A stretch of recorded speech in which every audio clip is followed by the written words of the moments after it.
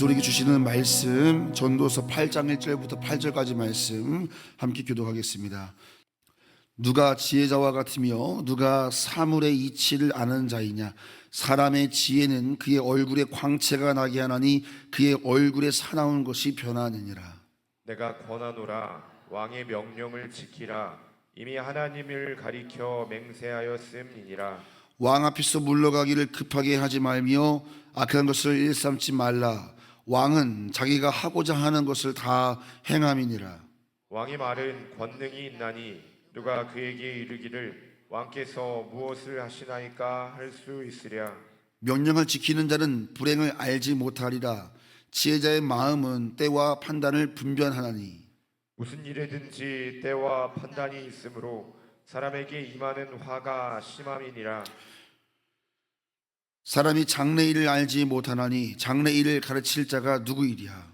바람을 주장하여 바람을 움직이게 할 사람도 없고 죽는 날을 주장할 사람도 없으며 전쟁할 때를 모면할 사람도 없으니 악이 그의 주민들을 건져낼 수는 없느니라. 아멘. 네, 오늘 전도서 8장 1절로 8절을 본문으로 얼굴이 빛나는 지혜자라는 제목으로 함께 말씀을 나누겠습니다. 오늘 본문에서 전도자는 해 아래에 살아가는 두 발을 딛고 살아가는 우리 인생들에게 삶의 지혜를 계속해서 일깨우고 있습니다. 오늘 세 가지를 짧게 살펴보도록 하겠습니다. 첫 번째는 한번 따라해 보겠습니다. 지혜는 질서를 대하는 태도입니다. 자, 오늘 본문 2절에서 전도자는 우리에게 지혜에 대해서 이렇게 권면하는데요. 2절 한 번 더 있습니다. 내가 권하노라. 왕의 명령을 지키라. 이미 하나님을 가리켜 맹세하였다. 왕의 명령을 지키라고 하면서 이미 하나님을 가리켜 맹세했다라고 하는 이 말씀은 이스라엘 백성들은 왕을 세울 때, 하나님이 왕을 기름 부어 세우실 때 하나님 앞에서 우리도 그 왕의 명령을 따르기로 맹세하는 의식을 갖습니다.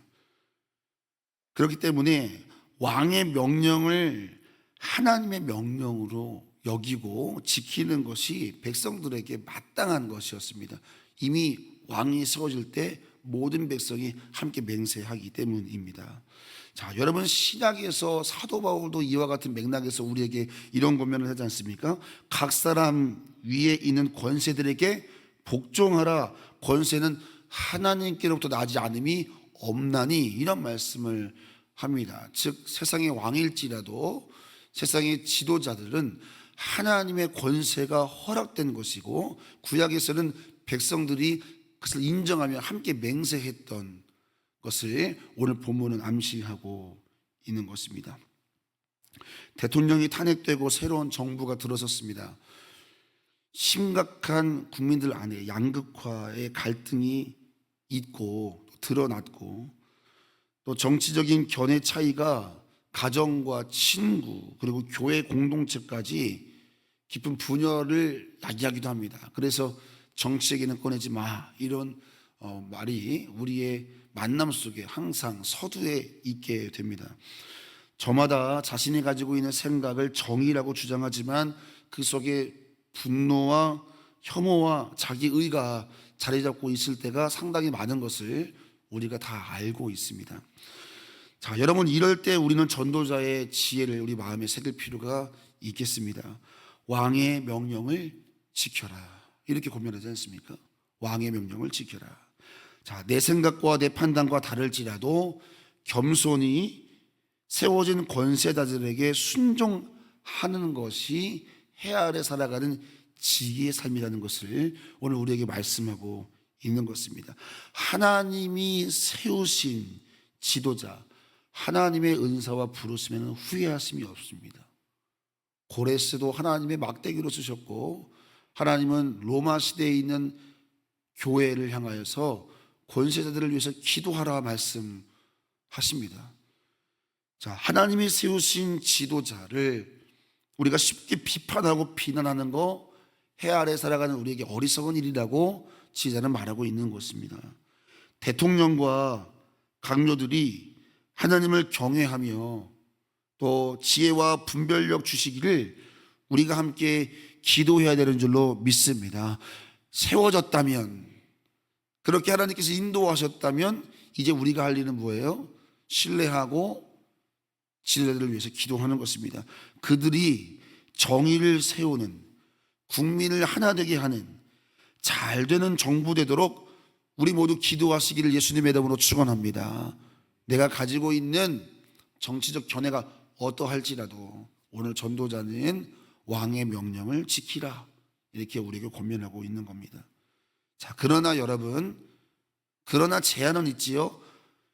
불의하고 불법적이고 하나님의 말씀에 명백히 어긋나는 것을 주장할 때는 우리에게 무조건 복종하라는 뜻은 결코 아닙니다. 세상 권세를 허락하신 분이 하나님의 권세이기 때문에 하나님의 말씀을 벗어날 때는 우리가 그것을 따를 수가 없는 것이지요. 우리는 하나님의 말씀 안에서 순종하는 것입니다. 하나님이 세우셨으니 순종하는 것이죠. 자, 권세를 인정하되 그 권세도 하나님 앞에 있음을 잊어서는 안 되겠습니다. 그래서 우리가 어떻게 기도해야 돼요, 여러분?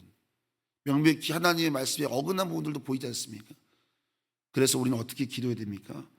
그들이 하나님의 뜻에서 벗어나지 않도록 사랑의 동기로 그들을 위해서 기도할 수 있는 성숙한 신앙의 태도를 갖는 것이 중요하겠습니다. 사랑하는 성도 여러분, 이번 정부가 하나님의 정의와 공의를 세우며 이 나라를 하나 되게 하고 또 잘되는 정부 될 수 있도록 하나님의 말씀 앞에 설 수 있도록 적극적으로 사랑의 동기로 기도하는 성숙한 성도, 성숙한 국민이 되시기를 예수님의 이름으로 축원합니다.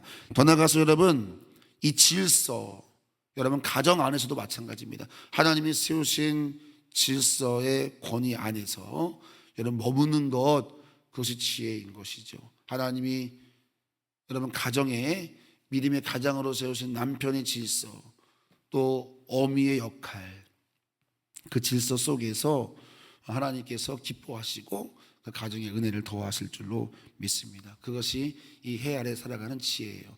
내가 볼 때는 내가 더 지혜로워 보여도 하나님의 질서 안에 머무는 것이 가장 안전하다는 거 여러분 기억하시기 바랍니다. 자, 오늘 두 번째는 한번 따라해 보겠습니다. 하나님의 시간을 기다리는 것이 지혜입니다.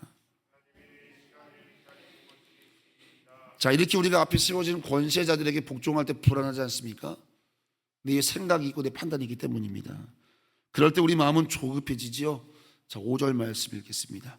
5절 시작. 명령을 지키는 자는 불행을 알지 못하리라. 지혜자의 마음은 때와 판단을 분별하나니. 자, 그 명령을 지키는 자는 불행을 알지 못할 것이다. 불행하지 않을 것이다. 그러면서 지혜자의 마음은 때와 판단을 분별한다라고 되어 있습니다. 자, 여러분 다시 말하면 지혜자는 하나님의 때와 하나님의 판단이 있음을 믿고 기다리는 자다라는 것입니다. 우리가 질서에 순복하면서도 또 한편으로 하나님의 시간표를 신뢰하며 기다리는 믿음, 그것이 지혜자의 마음이라는 것을 말씀하고 있는 것입니다. 여러분 살면서 우리가 하나님의 때를 기다리지 못해서 스스로 화를 자처하는 일이 얼마나 많습니까? 기도하고도 기다리지 못해서 내가 한 걸음 앞서서 하나님이 하실 일을 내가 채우려 할 때가 얼마나 많습니까? 하나님이 하시면 참 드라마틱하고 멋지고 풍성한데 그것을 기도하지 않고 내가 채우다 보면 하나님의 일하심을 못 볼 때가 얼마나 많습니까? 기도하고도 말입니다. 그러나 오늘 지혜자는 하나님의 시간표를 세상 질서에 순종하면서도 하나님의 때를 기다리는 그 균형을 갖고 있는 자라는 것을 말씀하고 있는 것입니다. 지금의 행동할 때인지 기도하며 기다릴 때인지 우리는 매일 판단이 필요합니다. 사랑하는 성도 여러분, 하나님의 시간표를 신뢰하시기를 예수님의 이름으로 축원합니다. 하나님은 실수하지 않습니다. 우리가 조급할 뿐이지 하나님은 하나님의 계획된 때에 반드시 역사하십니다. 여러분 이것이 성경의 증거 아닙니까? 성경이 우리에게 반복되어 하는 말씀 아닙니까? 그러나 우리는 우리의 삶에 적용하는 것을 매우 불안해하는 것뿐입니다. 하나님의 때는 언제나 가장 정확한 타이밍에 항상 역사하신다는 하셨다. 여러분, 모세가요 홍해를 향해 걸어 나갑니다. 바다를 밟으면서 바다가 있는 곳을 향해 걸어가는 모세의 심정을 여러분 상상해 보십시오. 좌우 뒤에는 애국 군대가 도망갈 곳이 없습니다. 갈 곳은 오직 앞밖에 없는데 그 앞은 바다입니다. 여러분, 그러나 조금도 그 바다가 모세를 이리 오라고 환영하지 않지 않았습니까?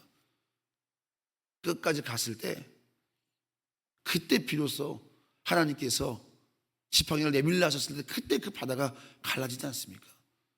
요단강은 발을 담글 때 멈춰서지 않습니까? 하나님의 때가 여러분 우리가 느낄 때는 정말 불안하고 답답하고 두렵지만은 그러나 반드시 하나님의 때에 하나님은 반드시 역사하신다. 이것이 성경에 반복된 우리에게 말씀하시고 있는 도전입니다.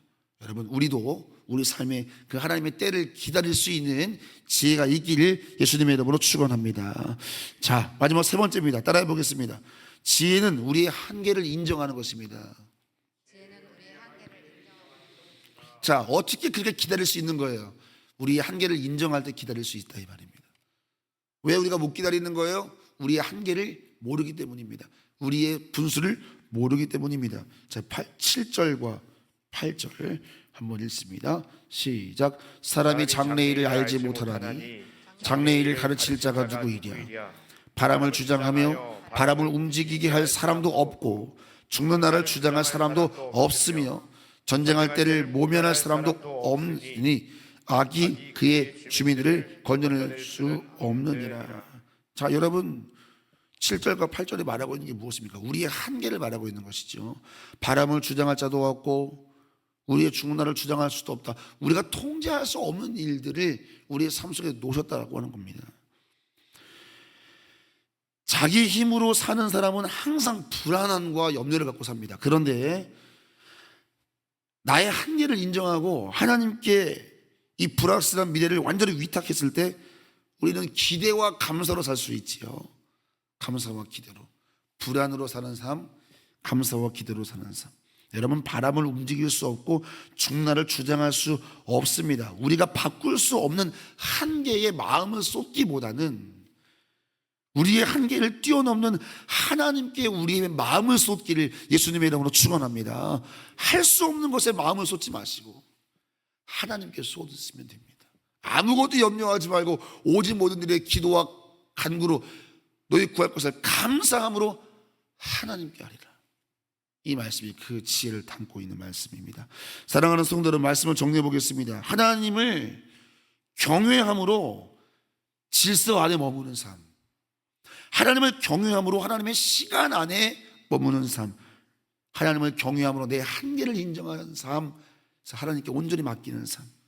자, 여러분, 이렇게 지혜자의 삶, 오늘 1절 말씀은요, 그렇게 지혜의 삶을 살아갈 때 특징이 있다. 1절 말씀 읽고 마칩니다. 시작.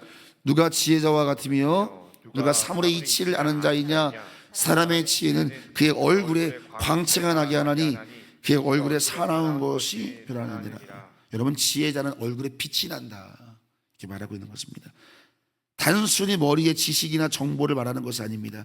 하나님을 경외함으로 질서 안에 머무는 자, 하나님을 경외함으로 하나님의 시간을 신뢰하는 자, 하나님을 경외함으로 내 한계를 알고 하나님께 온전히 위탁하는 자, 그의 얼굴에는 하늘의 평강이 임하여 얼굴에 빛이 임한다. 여러분, 우리의 신앙의 시간이 지날수록 우리 얼굴에 지혜자의 빛이 임하기를 예수님의 이름으로 축원합니다. 그래서 서로 얼굴만 봐도 참 하나님의 거룩한 지혜가 우리 얼굴에서부터 또 우리 언어에서 우리의 삶의 걸음에서 드러나기를 예수 그리스도의 이름으로 축원을 드립니다. 기도하겠습니다. 1천 예물 드립니다. 이실미 청년 우리 오하랑 어린이 1천 주께 드립니다. 하나님, 감사합니다. 우리의 삶에 지혜를 도전하시니 감사합니다. 하나님을 경외함으로 하나님의 질서 안에 머물며 하나님을 경외함으로 하나님의 시간 안에 머물며 하나님을 경외함으로 내 한계를 알고 하나님의 전적인 능력 안에 머물기를 소망할 때에 우리의 삶 해 아래서 넘어지지 아니하고 하나님의 뜻을 이루는 거룩한 통로로 승리할 줄로 믿습니다. 우리 성도들의 얼굴에 그 지혜자의 아름다운 빛이 임하게 하여 주시고, 포도주가 점점 진해지듯 우리의 그 빛도 신앙의 연수가 더할수록 더 깊어지게 하시고 더 밝아지게 하여 주옵소서. 이 은혜가 우리 모두에게 임하게 하여 주옵소서. 감사하며 예수님의 이름으로 기도 올려옵나이다. 아멘.